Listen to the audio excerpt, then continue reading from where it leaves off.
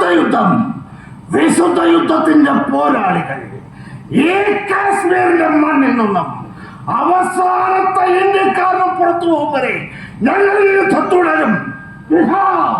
ജിഹാദ് എന്ന വിശുദ്ധ പദത്തിനർത്ഥം സ്നേഹത്തിന്റെ വഴിയിലൂടെ സത്യം തേടിയുള്ള യാത്ര.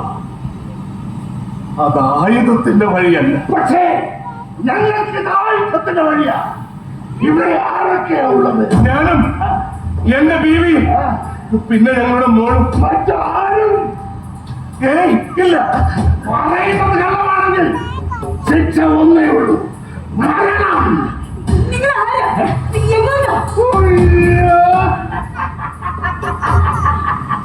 ഇതാ നിന്റെ ബീബി. ആരാടത്ത്?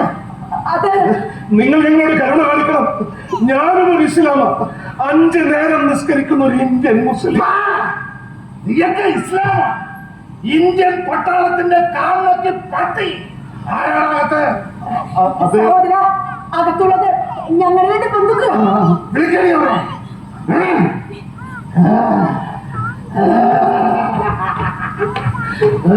അവർ ശ്രീനഗറിൽ നിന്നും ഒരു നീണ്ട യാത്ര കഴിഞ്ഞ് വന്നതേ ഉള്ളൂ. ക്ഷീണിതരാ. ദയവ് ചെയ്ത് അവരെ ശല്യപ്പെടുത്തരുത്.